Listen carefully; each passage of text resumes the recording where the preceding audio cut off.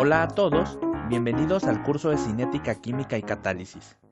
A través de una serie de videos te mostraremos el uso y aplicación de la cinética química, así como también conocerás la importancia de la catálisis. Buenas tardes. En esta sección de la clase vamos a hablar sobre la teoría de las colisiones, particularmente. Pero digamos, dar como inicio, es importante mencionar que hay dos teorías moleculares que se han propuesto para dar explicación al factor preexponencial de la ecuación de Arrhenius.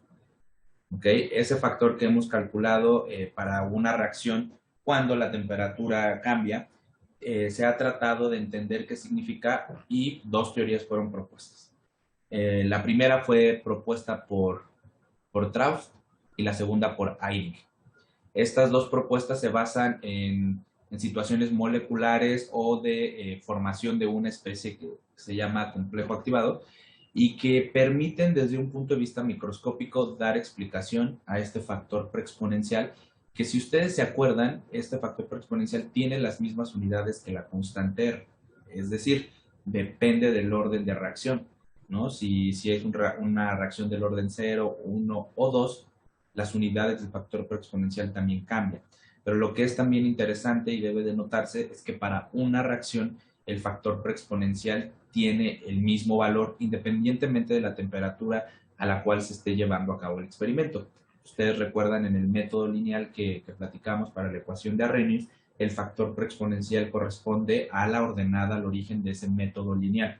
Entonces, tiene que quedar muy claro que el factor preexponencial, al igual que la energía de activación, son constantes para una reacción de estudio y que no dependen de la temperatura con la cual se está llevando a cabo la reacción.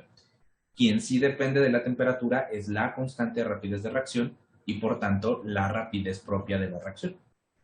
¿Esto que he platicado ya está como claro y asentado con ustedes?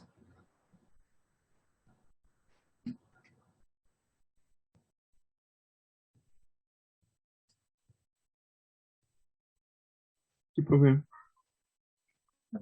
Bueno, ahora, esta primera teoría fue propuesta en 1916, hace poco más de un siglo, en donde el químico alemán Max Strauss propuso que, bueno, únicamente, debo aclarar, esta teoría únicamente es válida para sistemas en estado gaseoso, ¿ok?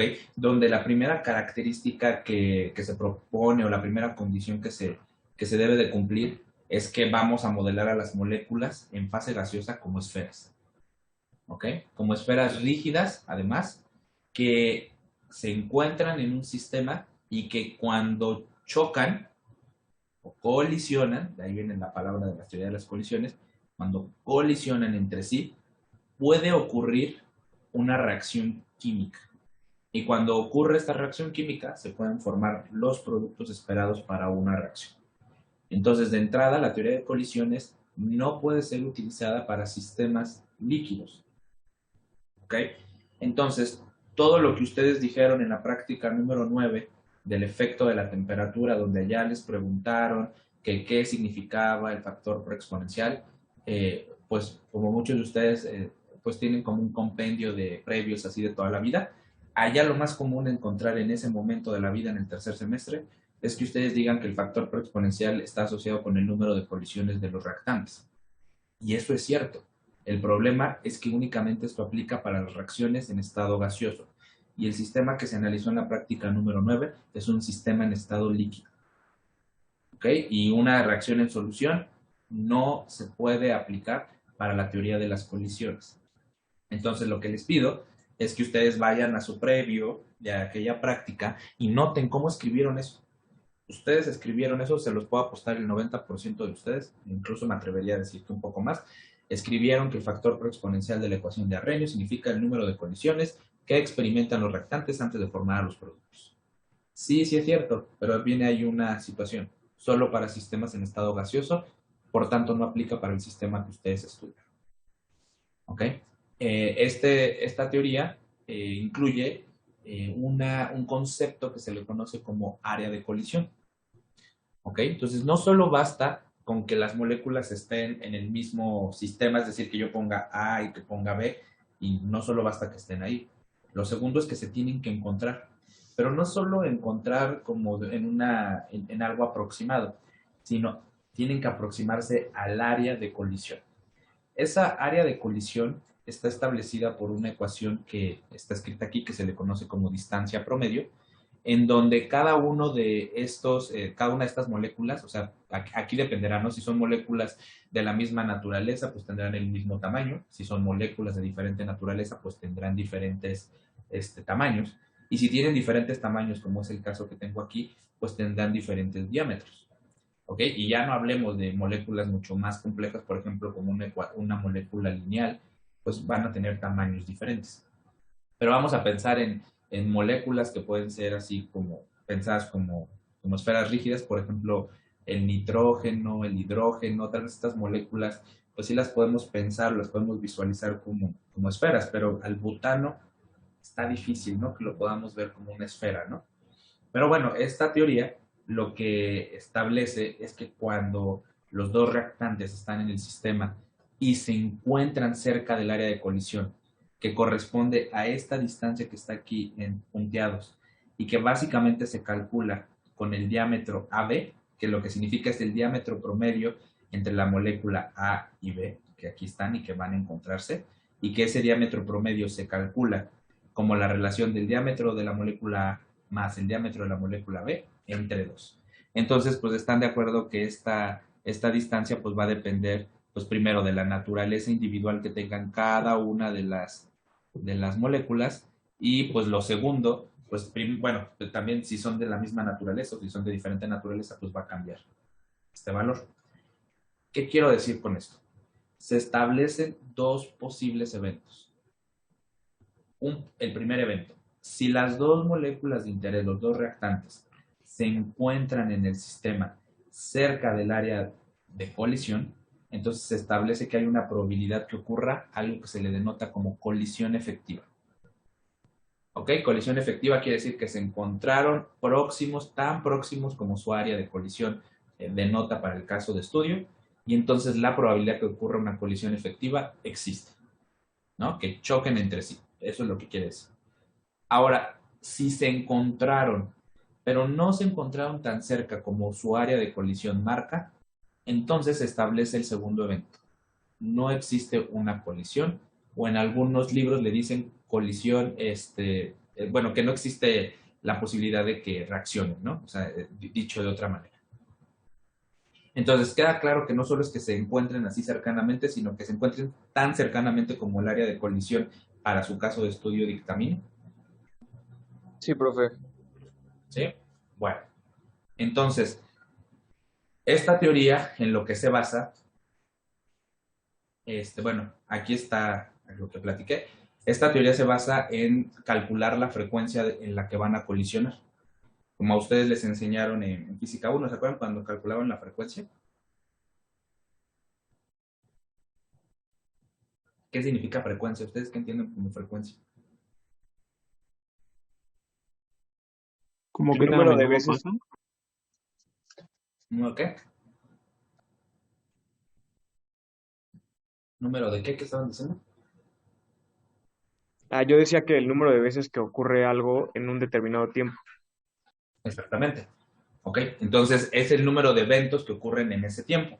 En este caso, pues, ¿cuál es el evento? Pues que colisionen, que choquen, ¿no? En el ejemplo que yo puse, que particularmente choquen A y B, ¿no? Ese es el evento. Sí, Jorge, ¿qué pasó? ¿Podría regresar tantito al diagrama de arriba? Sí.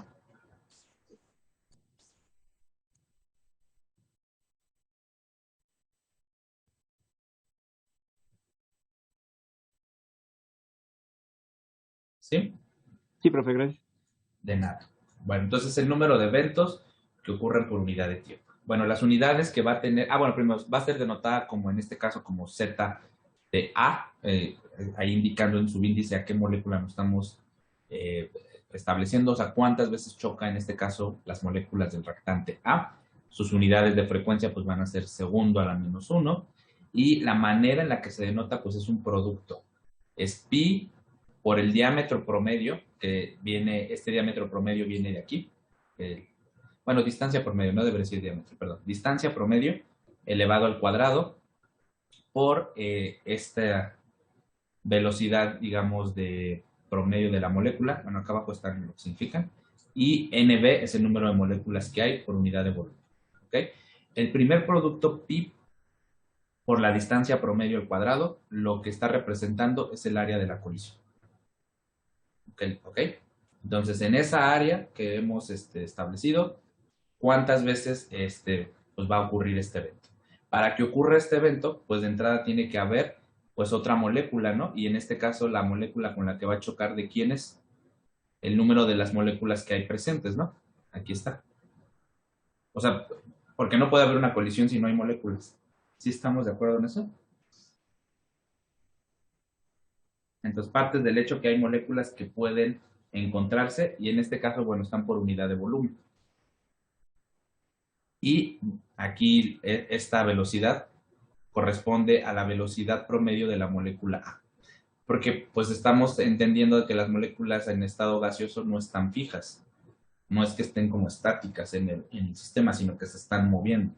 Entonces, pues dependerá, ¿no? Qué tan rápido, ¿no?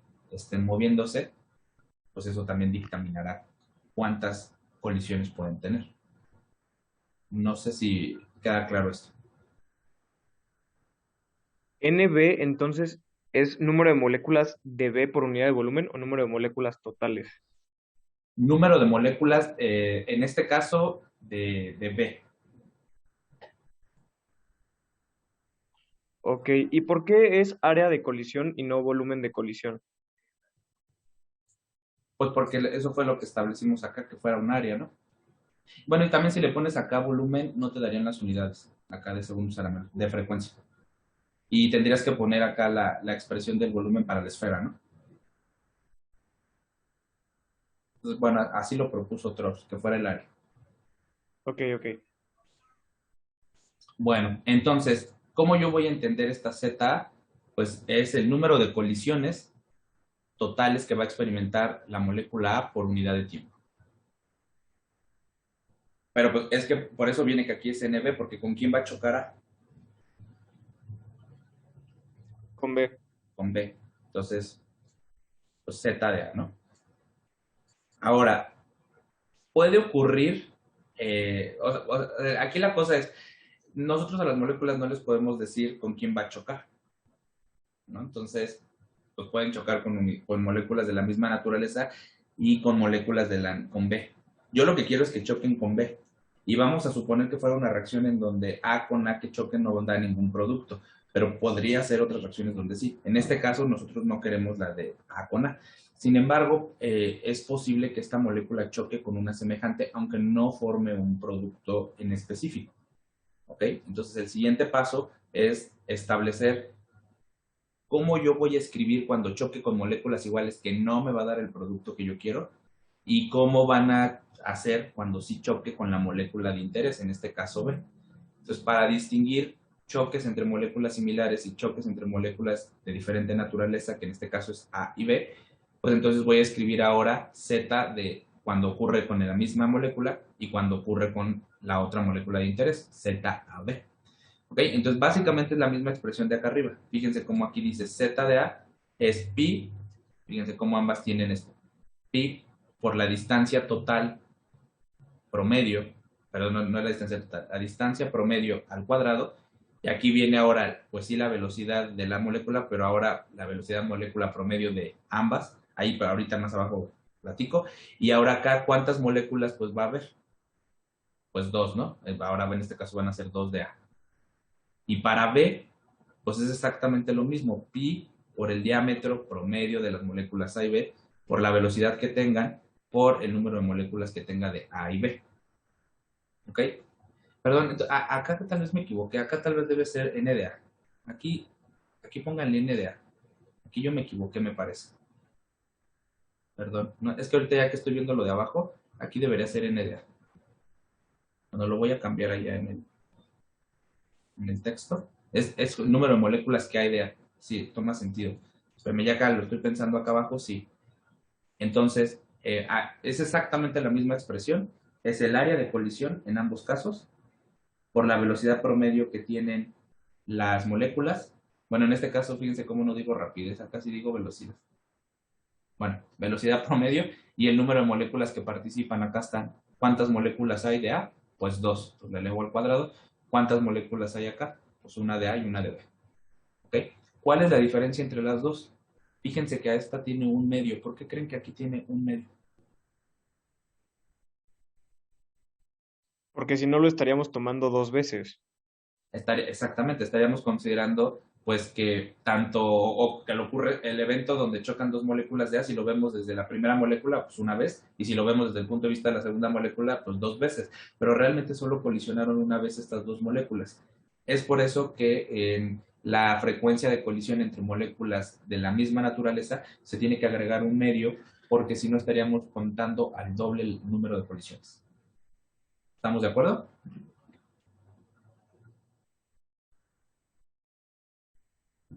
Sí, profe. ¿Sí? Ok. Ahora, también acá lo diferente, bueno, la distancia promedio entre las moléculas, pues aquí sí depende, ¿no? Si son de misma naturaleza o si son de diferente naturaleza. O sea, ahí sí tendríamos que calcularlo para cada caso. Y van a tener valores diferentes. Ahora, la velocidad promedio que aquí está, si ustedes se acuerdan de esto en física, cuando ustedes escribían estas velocidades, esto era igual a la suma individual de cada una de las velocidades que experimenta cada uno de los cuerpos, en este caso, pues una molécula de A y una molécula de B, cada uno de ellos tiene que estar elevado al cuadrado y luego tomamos la raíz. ¿Se acuerdan de esta expresión que la vieron en física 1?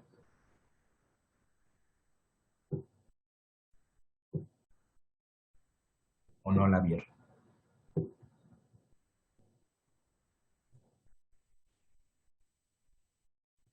Bueno, van a Creo decir, que sí. bueno, ahí les pido que la revisen. Ahora, Profe, mande. perdón, bueno, es que no me quedó claro. Entonces, por ejemplo, en el caso uno, ¿es el número de moléculas de A o el número de moléculas totales? Porque si se habla de número de colisiones totales, ¿no tendría que ser el número de moléculas totales? O sea, la suma de A y B. Sí, y por eso yo ya estoy haciendo acá la de cuando choca con uno igual o con una diferente. Esta de acá es la frecuencia solo de colisión de A, con quien choque, Ok. no importa. Por eso aquí ya corregí y aquí ya le puse el subíndice A. Aquí yo me equivoqué. Ah, pero es el total, ¿no? O El sea, no total, no importa solamente de con A. quién choque. Ok, Ujú. gracias. Y en cambio ya en esta, cuando ya hago digamos, la consideración de si choca con alguien de su misma naturaleza o con alguien de diferente naturaleza, es cuando ya vengo aquí a decir que si choca con su misma naturaleza hay que agregar el un medio, pero no importa si está chocando con alguien de su misma naturaleza o alguien de diferente naturaleza, tengo que considerar la velocidad promedio de ambas moléculas y el número de moléculas totales que participan en la colisión. Si ustedes se fijan en los dos casos, son dos moléculas. En el de la izquierda son dos moléculas de la misma naturaleza y en el de la derecha son dos moléculas, uno de diferente naturaleza del otro. ¿Sí lo ven? Sí se parecen las ecuaciones, ¿no? ¿Quién Sí. sabe? ¿Sí? Bueno, y aquí está, ¿no? Que con su índice X, pues será el número de moléculas que participan en la colisión por unidad de volumen. Entonces, en el caso de acá, pues son dos moléculas de A, en el caso de acá es una molécula de A y una molécula de B. Sin importar con quién choque, la frecuencia de colisión para este caso será sus unidades estas, ¿no? El inverso del producto de metros al cubo por segundo a la 1, ¿no? Bueno, aquí sería como 1 entre, ¿no? Como lo platiqué. O metros a la menos 3 por segundos a la menos 1. Y aquí viene lo del volumen. Aquí está involucrado, ¿no? Que te tienen que encontrar en el mismo volumen, en el área, ¿no? O sea, es que aquí las unidades pareciera ser que es el que consideramos el volumen, pero si ustedes se fijan acá adentro, acá es el área. Entonces, bueno, acá tal vez a las unidades no deberíamos de darle ese significado. Bueno, ahora, ¿qué voy a hacer? Me permiten sustituir en cada uno de estos términos la velocidad promedio que tienen en cada uno de los casos. Entonces me voy a comenzar primero con el de Z cuando tiene dos moléculas de la misma naturaleza.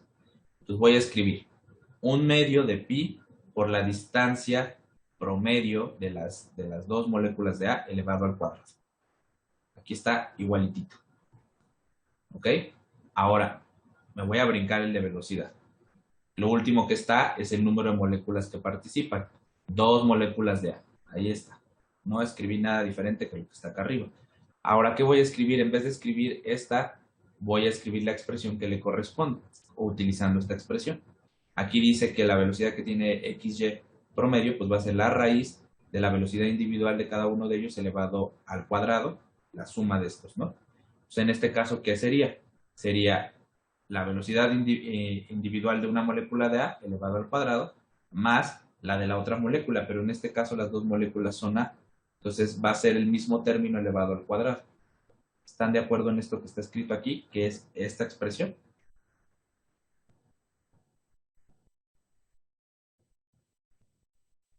Sí.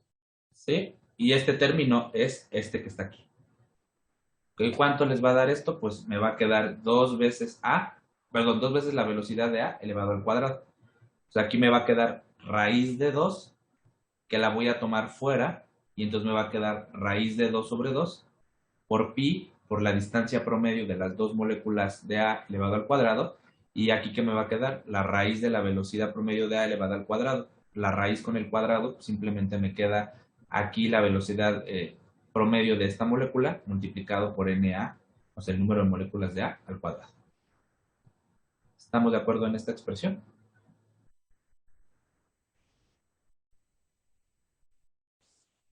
¿Quién sabe? Sí, profe. ¿Sí? Ahora para B, ¿cómo quedaría? Pi por la distancia promedio de las moléculas de A y B al cuadrado, que es esto.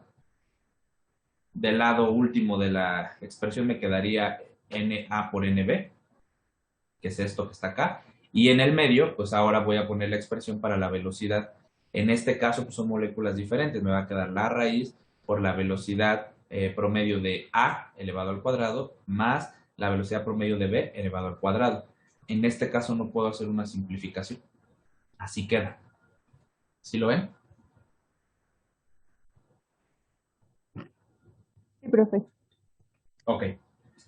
Ahora, dado que esta velocidad promedio depende de la temperatura, pues están de acuerdo, ¿no? Las moléculas, ¿cuándo se van a desplazar con mayor velocidad en el sistema? Cuando haya mayor temperatura o menor temperatura. ¿Ustedes qué piensan? Mayor temperatura. Mayor temperatura. Bueno, digamos, esta dependencia de la velocidad molecular media fue propuesta por Boltzmann. ¿Okay? Entonces, aquí queda que la velocidad molecular media es la raíz de 8 veces la constante de Boltzmann por la temperatura entre pi por la masa de la molécula que se esté moviendo, donde la constante de Boltzmann tiene el valor de 1.381 por 10 a la menos 23 Joule entre Kelvin. Sugiero que este valor de la constante de Boltzmann lo tengan a la mano porque lo vamos a utilizar en los cálculos que están relacionados a este tema. ¿Ok? Entonces, la masa molecular de la molécula importa porque pues también, ¿no? O sea, no es lo mismo que se mueva un cuerpo con baja masa a un cuerpo con mayor masa. Y pues T es la temperatura. Entonces, esta expresión, ¿qué voy a hacer? ¿Dónde la puedo sustituir? En cada uno de estos términos. ¿Sí lo ven? Sí.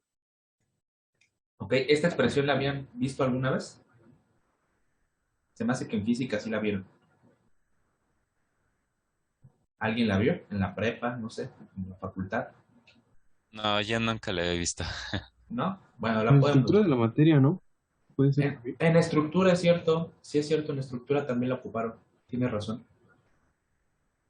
Bueno, nunca es tarde para conocerla, ¿no? Entonces, existe una ecuación que tiene la dependencia, ¿no? Con la temperatura para la velocidad molecular promedio. Y bueno, en este caso es útil porque nuestros sistemas de reacción sí pueden tener diferentes valores de temperatura. Entonces, sí es importante tomar en consideración la temperatura. Entonces, voy a sustituir para el primer caso, para este caso que está aquí, voy a sustituir este valor. Entonces, aquí fíjense, queda la raíz de 2 entre 2 por pi por la distancia promedio al cuadrado de las dos moléculas de A. Ahí no le hice nada. Y de este lado está el número de moléculas de A al cuadrado. No hice nada. Entonces, en vez de escribir esta, voy a escribir la expresión que está acá. Entonces, queda la raíz de 8 veces la constante de Boltzmann por la temperatura entre pi por la masa de A. En este caso tengo que decir aquí que es la masa de A. ¿Ok? ¿Cuánto es la raíz de 8? 2. Digo, ahí, Ahí, la raíz de 8 es ¿Cuánto 2 la raíz? raíz de 2. 2 raíz de 2. ¿Sí están de acuerdo todos en eso? ¿Sí? Entonces, 2 raíz de 2, 2 entre 2, 1. 1. Raíz de 2 por raíz de 2 en el numerador.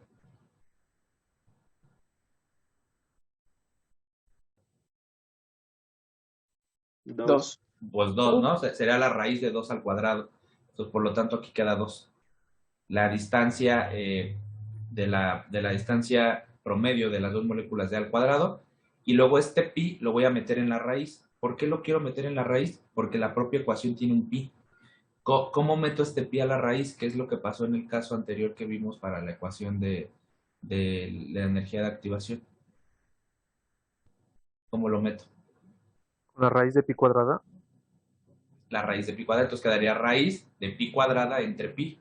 ¿Cuánto queda eso? Pi cuadrado entre pi. Ah, pi. Pues pi, ¿no? Entonces por eso acá queda la raíz de pi por la constante de Boltzmann por la temperatura entre la masa de A. ¿Entienden esta simplificación? Y acá por el número de moléculas de A al cuadrado. ¿Están de acuerdo con la simplificación? Sí, profe. ¿Sí? Ok. Ahora vámonos para B, porque para B se pone pues más interesante. Entonces acá ¿cómo queda? Queda pi por la distancia promedio de las moléculas de AB, ahí no le cambié nada. De este lado queda el número de moléculas de A y de B. Y en el medio, pues, ¿qué tengo que escribir? Para cada una de estas velocidades promedio tengo que escribir este término. Entonces me va a quedar la raíz. Si yo tengo esto elevado al cuadrado, ¿qué le pasa a la raíz que tiene acá? Pues entonces ya no la escribo, ¿no? Porque sería la raíz de elevado al cuadrado. Entonces únicamente me queda 8 por la constante de Boltzmann por la temperatura entre pi por m. Para el primer caso, que es A, me va a quedar únicamente 8 por la constante de Boltzmann entre T, entre pi por la masa de A. Y para B me va a quedar 8 por la constante de Boltzmann por T, entre pi por la masa de B. ¿Están de acuerdo con esta expresión? Que la raíz proviene de aquí y que cuando yo meto esta raíz en estos cuadrados ya no escribo esta raíz, únicamente me queda esto que está aquí, este cociente, que está asociado a la velocidad molecular media. Sí, profe, sí queda claro. Ok, fíjense cómo los términos que están siendo comunes aquí es 8 por la constante de Boltzmann por la temperatura. Entonces los voy a factorizar. Entonces me queda la raíz de 8 por la constante de Boltzmann por la temperatura por los inversos de la suma de 1, bueno, 1 entre la masa de A más 1 entre la masa de B. ¿Ok?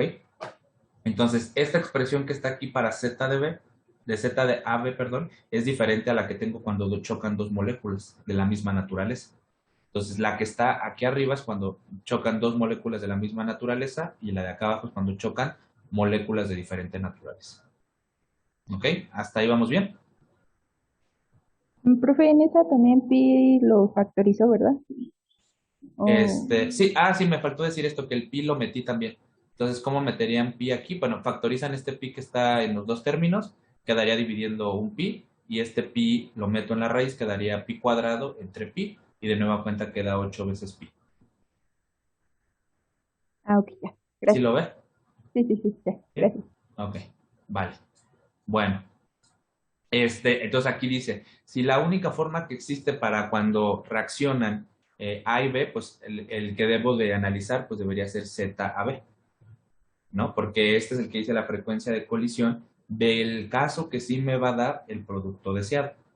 En cambio, si las colisiones que me van a dar el producto deseado es cuando chocan moléculas de la misma naturaleza, pues entonces yo debería de analizar el de Z de AA, ¿vale? Estamos de acuerdo en esto, que en el caso que yo puse que hay moléculas de A y B, pues pueden ocurrir los dos, pero no necesariamente en todos los casos moléculas de diferente naturaleza darán el producto. A lo mejor chocan, pero no forman un producto. Y en ese caso, a lo mejor dos moléculas de la misma naturaleza sí forman el producto que espero. Entonces ahí habría que ver cuál es el que a mí me interesa. ¿Sale? Entonces, pero ya aprendimos cómo podemos expresar. Ahora, ¿de qué depende la frecuencia de colisión? Porque pues, sí depende de la temperatura, pero también depende del número de moléculas que haya en el sistema. Entonces, por ejemplo, Para expresar cómo la concentración afecta al número de colisiones, les tengo este caso, que una molécula de óxido de nitrógeno reacciona con ozono, ¿ok? De acuerdo a lo que está escrito aquí, por cada molécula que yo ponga de NO, esta puede estar rodeado por 16 moléculas de ozono, pero únicamente se van a dar 2 colisiones por segundo. Entonces, esto es importante lo que acabo de decir. O sea, si yo tengo una relación de 1 a 16, lo que se notó es que realmente el NO solo choca 2 veces. Va a chocar con una molécula del ozono o puede chocar con otra molécula de ozono. Solo hay 2 colisiones por cada 16 moléculas que lo rodeen. ¿Ok? Esta relación sí tiene que ser obtenida a través de experimentos. ¿Ok? Pero lo que este ejemplo quiere decir es cómo cambia el número de colisiones como función de la concentración. Entonces, sí es cierto que una molécula de NO tiene 2 colisiones posibles con moléculas de ozono cuando tienen esta relación. ¿Qué pasa si yo duplico la concentración de NO y mantengo fija el número de moléculas de ozono? Ahora, en vez de tener una molécula de NO en esa parte del sistema, ahora tengo 2 moléculas. ¿Qué va a pasar? Si se duplica la concentración de NO, lo que sucede es que se duplican el número de colisiones. Cada molécula va a experimentar individualmente las 2 colisiones que se han establecido, pero la suma total de las colisiones que experimentan las moléculas de NO al duplicarse la concentración es que también se duplican el número de colisiones. ¿Ok? Y lo mismo pasaría en el caso C, pero fíjense cómo en el caso C a quien duplicamos es al número de moléculas de ozono y mantenemos fijo el número de moléculas de NO. Si se ha duplicado el número de moléculas de ozono, que en nuestro caso de referencia es pues deberíamos de observar lo mismo, que el número de colisiones se duplique, pero en este caso, como solo hay una molécula de NO, el que va a experimentar las 4 colisiones será únicamente esta especie. ¿Qué quiere decir este ejemplo? Que el efecto de duplicar la concentración de cualquiera de los 2 reactantes va a impactar de la misma manera en el número de colisiones. Si yo duplico el número de moléculas de NO, se duplican donde cada uno experimentará 2, pero como no tienen más moléculas de ozono alrededor, pues no pueden experimentar más colisiones. Y lo mismo pasaría si yo duplico al número de moléculas de ozono, pues es que entonces ahora el NO puede reaccionar con más moléculas. Hay más probabilidad de que existan estas colisiones. ¿Ok? Entonces, ¿qué me tengo que dar en la cabeza? Que no importa si yo duplico la concentración de NO, como es en el caso B, o duplico la concentración del ozono, como es en el caso C, en ambos lo que se espera es que el número de colisiones se duplique en el tiempo que estemos evaluando. En este caso yo puse segundo, pudieran haber sido minutos. En ese tiempo se duplique con respecto al caso de referencia, que en este caso es el inciso A, en donde se sabe que si una molécula de NO está rodeada por 16 moléculas de ozono, van a ocurrir 2 colisiones. Entonces, esto es bien importante porque cuando yo planifico un experimento, pues tengo que tener en consideración que la concentración va a modificar también el número de colisiones posibles y que sí toma sentido, ¿no? Si yo estoy rodeado por mayor número de moléculas, pues puedo tener mayor contacto, ¿no? Es como, por ejemplo, nosotros en el metro. Si nos subimos en el metro en un vagón que está vacío, por ejemplo, que sería como esto, que a lo mejor todos estén sentados, la posibilidad que yo interactúe con esas personas, pues es limitada, ¿no? Pues aquí dice que solo con 2. Pero ¿qué pasa si en el vagón ahora, que sería el caso C, en vez de haber solo 16 personas, hay 32? ¿Con cuántas personas puedo chocar si es cuando estamos viajando? Con mayor número. No sé si lo entienden así. Bueno, los que viajan en el metro. El resto Sí, no. profesor. ¿Sí? ¿Ok? Bueno, entonces, esto es bien importante tener en cuenta cómo afecta la concentración, ¿vale? Y bueno, desde este punto de vista, ¿quién nos va a decir el número total de moléculas que hay en el sistema? Porque al final, pues yo puse Na y Nb, pero ustedes estarán de acuerdo que yo no puedo cuantificar el número de moléculas, pues yo no las puedo contar, o ustedes pueden contar el número de moléculas.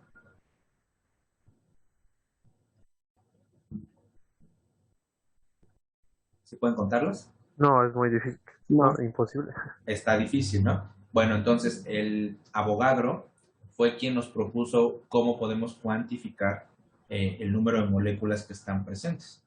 Entonces la propuesta, y me voy a quedar con el caso de ZAB, que es el que yo estaba diciendo al inicio, que únicamente A puede reaccionar con B. Entonces, esta expresión que está aquí, lo que se hace es, en vez de dejarlo en términos de número de moléculas como si fueran algo contable, dejarlo en términos del número de Avogadro.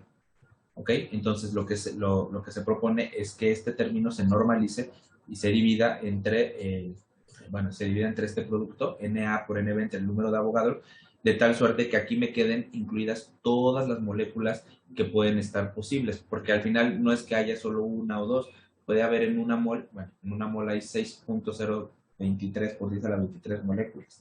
Pues tampoco es que yo las pueda contabilizar.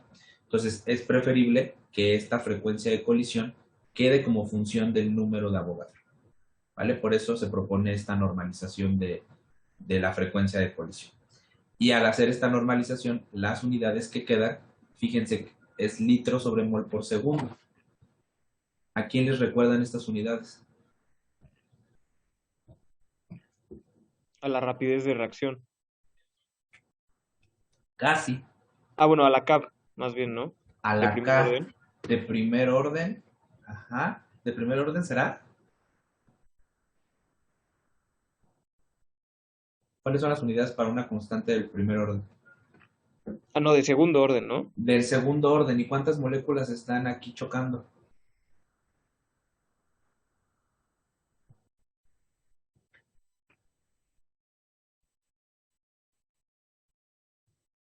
¿Cuántas están chocando? Según lo que dice ahí el subíndice. Pues 2. Pues 2. Entonces sí suena que si es una reacción bimolecular, ¿qué orden debería de tener? Segundo orden. Pues segundo orden. ¿Ok? Entonces la teoría de las colisiones también dictamina esto, ¿no? Que fíjense, este factor ZB tiene unidades como el de la constante. Entonces, lo que se propuso en esta teoría fue que este factor de frecuencia realmente lo que está indicando es como un equivalente de la constante de rapidez de reacción, que para un caso donde dos moléculas chocan, pues tiene las unidades correspondientes a la constante, que sería el litro sobre mol por segundo, por unidad de tiempo. Eso quiere decir que este término, que es ZAB, se le conoce como un factor de frecuencia de colisión, ¿ok? Y que casualmente tiene los valores, tiene las mismas unidades que la constante. Cuando nosotros aprendimos la ecuación de Arrhenius, aprendimos que K, ¿a qué es igual K? A ver otra vez. ¿A qué es igual K en la ecuación de Arrhenius?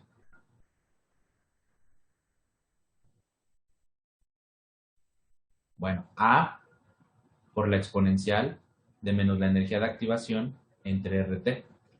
¿Quién de estas tiene la misma unidad que K? Pues el factor preexponencial.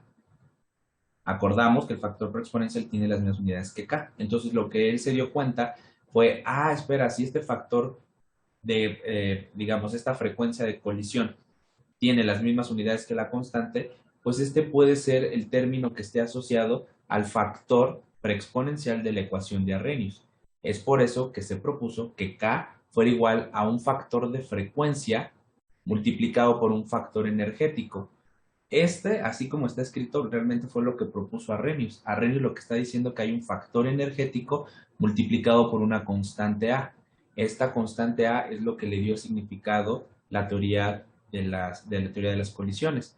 Y es donde viene la idea que A es una medida de la frecuencia de las colisiones de las moléculas multiplicado por un factor energético que está dictaminado por la exponencial de menos la energía de activación entre RT.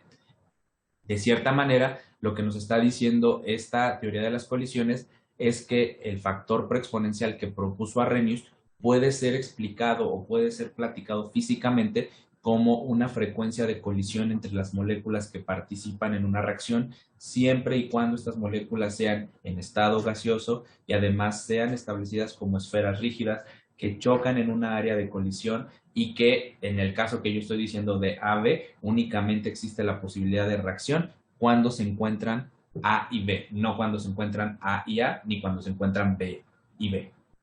¿Ok? Entonces, fíjense cómo a partir de este análisis, pues llegaron a la conclusión de que, pues, si tiene las mismas unidades este factor de frecuencia que la constante, pues puede ser la explicación al factor preexponencial. Entonces, una de las formas en la que queda expresado para la ecuación, para la teoría de las colisiones, es esta, que el factor, digamos, la constante cinética, la constante de rapidez, va a ser igual a este factor de frecuencia de colisión por el término energético. Esta es la ecuación de Arrhenius. ¿Sí la ven? Pero en términos de la frecuencia de colisión. Y es que ahora sí, en este caso, yo sí puedo hablar que es el número de veces que chocan las moléculas. Pero bajo otra circunstancia, otro tipo de reacción, como en estado líquido, yo no puedo hablar de eso. No sé si queda claro eso. ¿Sí o no? Sí. ¿Sí? Ok.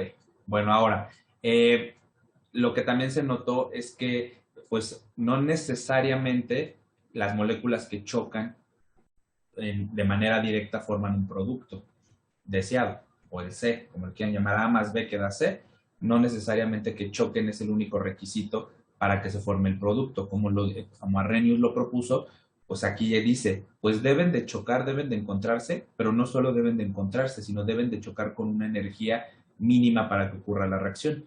¿Cuál es esa energía mínima? Pues la que dictamina la energía de activación. ¿Ok? Es muy común que cuando hablamos de una reacción y queremos saber cuántas colisiones ocurran, pues se tenga una distribución del tipo de Maxwell-Boltzmann, como la que está presente aquí. ¿Ok? Esta distribución lo que explica es cómo podemos dividir o clasificar el número de veces que las moléculas chocan. Habrá veces que aunque se encuentren A y B, si no chocan con la energía necesaria, no van a formar a C. Entonces, no solo basta con que se encuentren y choquen, sino además deben de chocar con esa energía mínima. Esa energía mínima es la energía de activación. Como lo vieron en la clase pasada, todas las colisiones, y es que aquí ya puedo hablar de colisiones porque es una reacción en estado gaseoso, todas las colisiones que ocurran por debajo del valor de la energía de activación, que sería toda esta zona que está en verde, van a representar sí momentos de colisión, porque sí van a chocar A y B, pero si chocan con un valor de energía de activación, perdón, una energía de colisión menor que la energía de activación, esa colisión va a ser denotada como no efectiva, porque a pesar de que se encontraron y chocaron, si chocaron con una energía menor a la de activación, no se va a formar el producto. Por el contrario, si dos moléculas se encuentran y chocan con un valor de energía de activación, al menos el valor de la energía de activación o superior, es que esa colisión sí va a permitir la formación del producto y a esa colisión se le denota como colisión efectiva y únicamente va a ocurrir cuando la energía con la que chocan las dos moléculas es superior a la energía de activación. ¿Qué quiere decir también esta distribución? Que la mayor parte de las colisiones que van a ocurrir van a ser colisiones no efectivas. Es por eso que este factor preexponencial tiene un número súper alto. Si ustedes allá recuerdan el valor que calcularon, son del orden de por 10 a la 20, por 10 a la 25, porque son el número de colisiones que pueden ocurrir, pero no necesariamente todas esas colisiones van a terminar en la formación del producto. Esta gráfica demuestra que la mayor parte de ellas no van a ser colisiones que permitan la formación del producto, mientras que cierta porción sí va a permitir la formación del producto deseado. Únicamente el área bajo la curva que está aquí marcado en rojo serán el número de colisiones que sí van a formar el producto. ¿Ok? ¿Queda claro esto de por qué la energía de activación es el parámetro que va a dividir a estos dos posibles eventos? Una colisión no efectiva, sí chocan pero no forman producto, y de una colisión efectiva donde chocan con la energía mínima necesaria o más, que sería como moléculas por acá. Por ejemplo, aquí si yo me paro, serían un choque con una energía mayor, mucho mayor que lo que la energía de activación requiere, y entonces se va a formar el producto C. ¿Sí estamos de acuerdo en esto? ¿Cómo leer esta gráfica? ¿Sí? Sí, profe. Entonces se dan cuenta que no está tan fácil, ¿no?, de entender cómo es que ocurren las reacciones. ¿Ok? Bueno, aquí viene explicado eso que ahorita platiqué. Y ahora, ¿qué pasa con respecto a la temperatura? Porque uno de los grandes mitos urbanos que ustedes tienen de la energía de activación es que la energía de activación cambia como función de la temperatura. En la clase pasada se acordó que la energía de activación es un parámetro que no depende de la temperatura.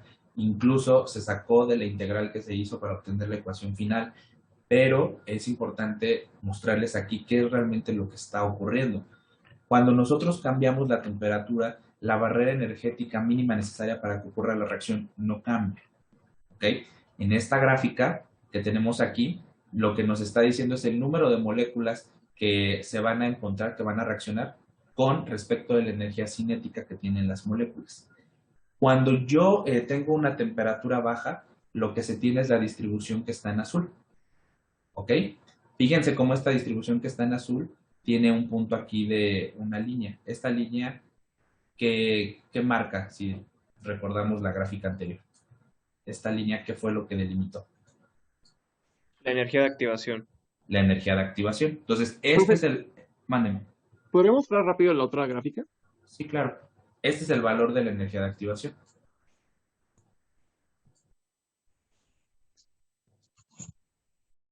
Gracias. De nada. Bueno, entonces, esta es la barrera energética que tienen que vencer las moléculas. Entonces, esta distribución en azul es exactamente la misma que está acá arriba, ¿no? Digo, para otro caso, pero pues es la misma distribución. Todos los eventos que ocurran por debajo de la energía de activación son eventos que pues no considero y por eso aquí están en blanco. Todos los eventos, todas las colisiones que ocurran por encima de energía de activación serán eventos que sí van a permitir la formación del producto. En este caso, pues corresponde a esta área. ¿Ok? ¿Qué pasa cuando yo aumento la temperatura? El requerimiento energético para que se forme el producto no cambia. Pero lo que sí pasa cuando yo le doy más energía al sistema es que la energía cinética de las moléculas aumenta. ¿Ok? Entonces, la distribución toma un cambio hacia valores de energía cinética mayor. Si ustedes se fijan, esta segunda curva que está punteado en rojo representa un evento donde la temperatura de la reacción es mayor que el experimento que se hizo para la curva azul. Fíjense cómo el máximo está desplazado a un valor mayor de energía cinética. ¿Qué está representando esto? Que realmente lo que está cambiando no es el requerimiento mínimo para que se lleve a cabo la reacción, sino lo que está aumentando es la energía con la que las moléculas se encuentran en el sistema. ¿Qué yo esperaría si dos moléculas se encuentran con una mayor energía cinética? Que la reacción proceda con mayor facilidad o que la formación del producto no ocurra. ¿Qué ustedes opinan? Que la reacción proceda con mayor facilidad, ¿no?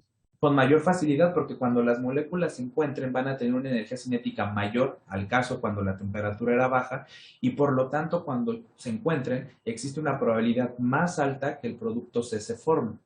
Esta probabilidad queda dictaminada aquí. Fíjense cómo la energía de activación sigue siendo el mismo parámetro para los dos casos, para el caso de temperatura baja, que sería el azul, y para el caso donde la reacción tiene una temperatura más alta, pero ahora la zona que está coloreada, que sería el área bajo la curva, es más grande para la reacción que se llevó a cabo con mayor temperatura, que es la roja. Entonces, ¿cómo yo interpreto el área bajo la curva aquí? Es el número de colisiones que sí fueron efectivas porque ocurrieron con una energía, al menos el valor de la energía de activación, o mayor. En el caso cuando el sistema tuvo una temperatura más alta, el número de colisiones efectivas fue mayor que con respecto al caso en azul que ocurrió a una temperatura menor. ¿Ok? Pero ¿están de acuerdo que el caso en rojo engloba también el caso en azul? O sea que el área bajo la curva total de la línea roja pues también incluye al azul. ¿Sí están de acuerdo que el área bajo la curva de la roja pues sería todo esto? Sí. ¿Sí? Pero sí se dan cuenta que en magnitud el área bajo la curva cuando se lleva a cabo a una temperatura más alta pues es mayor, lo que implica que el número de colisiones que sí pudieron tener la formación del producto pues fue mayor. ¿Ok? Entonces, moraleja, esta gráfica lo que me permite distinguir es qué pasa cuando cambio la temperatura. El requerimiento energético para que se forme el producto no cambia. Lo que aumenta es la energía que tienen las moléculas y entre más energía tenga, quiere decir que yo esperaría que las colisiones cuando ocurran sean efectivas porque tienen una energía mayor que en el caso cuando se lleva a cabo la reacción a una temperatura menor, que sería en el caso en azul. ¿Queda claro eso? Sí, profe, sí queda claro. Sí, profe. Ok, bueno, ya finalmente para terminar toda esta situación. Resulta que después de, acuérdense, eso fue en 1916, o cuando se propone la teoría de las colisiones. En 1918 viene el químico británico William Cudmore McCullough Lewis, tenía un nombre más largo, y él se dio cuenta que para una reacción del segundo orden, que es esta, la descomposición del yoduro de hidrógeno para formar hidrógeno más yodo, él calculó a 25 grados Celsius el valor del factor preexponencial y encontró que debería de tener este valor, 3.5 por 10 a la menos 7 litros sobre mol por segundo, ¿no? Él dijo, bueno, con la teoría de las colisiones, este es el factor que yo debería de tener. Sin embargo, cuando él se fue al experimento, resulta que el valor que le dio, esperen, en este caso le dio el mismo valor, perdón. Voy a repetir la idea. Resulta que quien validó la teoría de las colisiones fue este químico británico, en donde se dio cuenta que el factor preexponencial que él calculó con la teoría de las colisiones sí cuadraba con el valor experimental.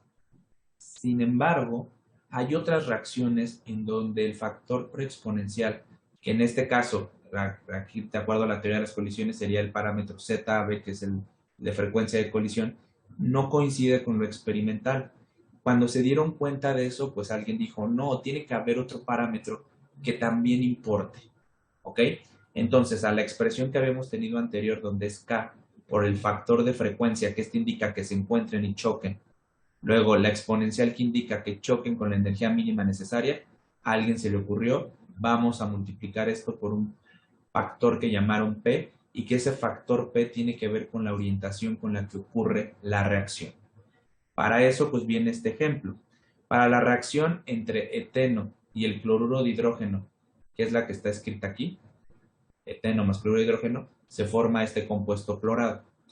Resulta que la única manera en la que esta reacción puede ocurrir no solo es cuando se encuentran estos dos reactantes, sino que además tienen que estar acomodados de una forma en específico.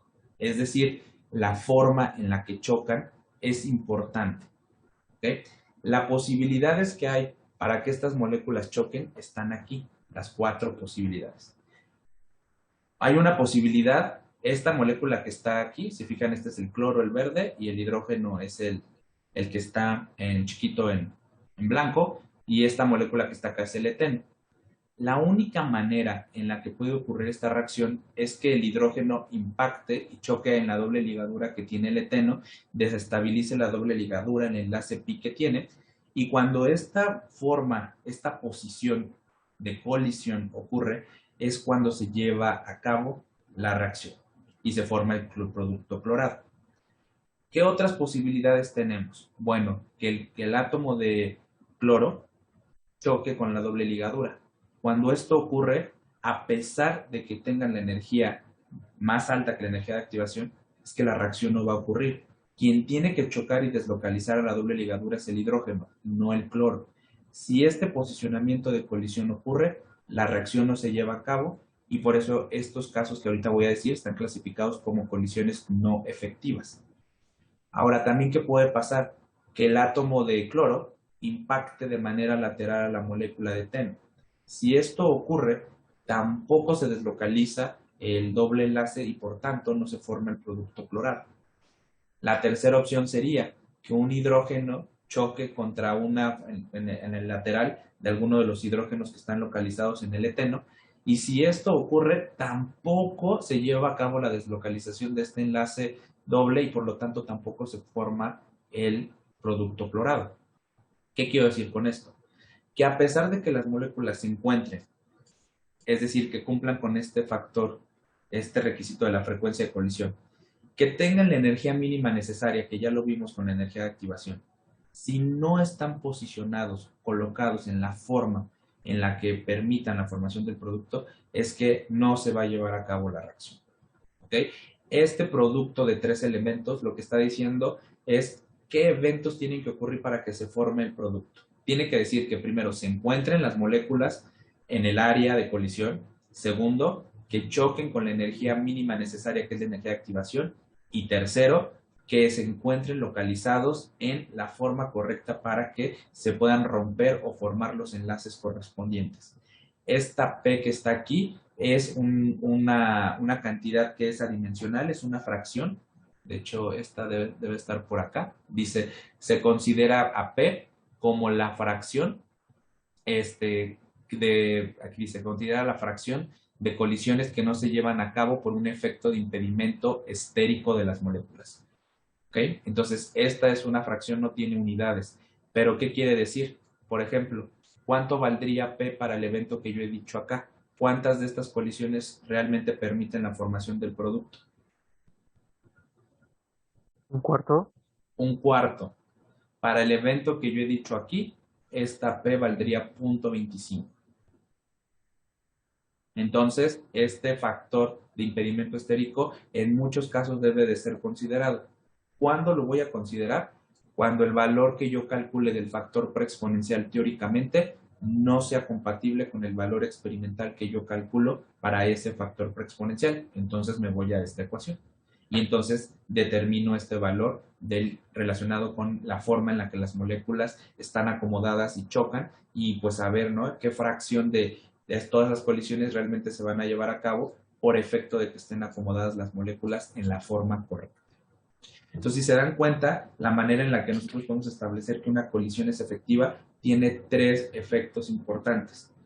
La frecuencia en la que colisionan, es decir, el número de eventos que ocurren, la energía con la que chocan, y 3, la forma en la que están acomodadas o la forma en la que ocurre la colisión desde el punto de vista de pues qué parte de la molécula está interaccionando con la otra molécula. Entonces no da lo mismo solo con que choquen, tienen que estar acomodados en la forma requerida para que se formen o se rompan los enlaces requeridos. ¿Ok? ¿Estamos de acuerdo en eso? Sí, profe. Bueno, ¿tienen alguna duda, algún comentario?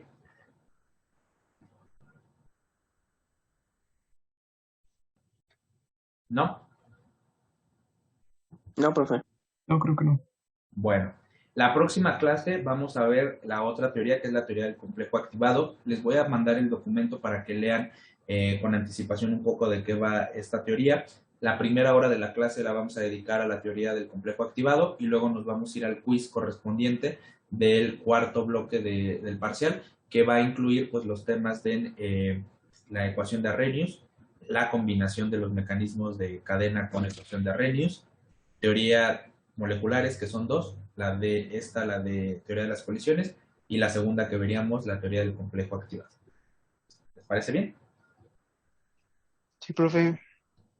Bueno, pues revisen el video y si tienen alguna duda, por favor, escríbanme y les agradezco mucho a los que me regalaron un tiempo adicional. Profesor, mañana hasta dónde llega el quiz. Bueno, va desde las reacciones en cadena que se combina con la ecuación de Arrhenius, Ok. y las 2 teorías moleculares que vamos a ver. Ah, esta es la ahorita y el de mañana, ¿no? Exactamente, bueno, la del jueves, sí. Ok. Ah, bueno, perdón, desde el jueves. Uh-huh. Y también recordarle que no se le vaya a olvidar el sábado. El Y por sábado. su playera, profesor. Ah, sí, el sábado hay que ir por la playera. A ver si lo logro correr. Pero bueno, esa ya es otra historia. Pues muchas gracias, ya no les quito más tiempo. Cuídense. Gracias a usted, profesor. Hasta luego. Bye, bye. Gracias, profe. Gracias, hasta luego. Adiós, profe. Bye, bye. Pon en práctica lo aprendido en esta clase. Nos vemos en la próxima.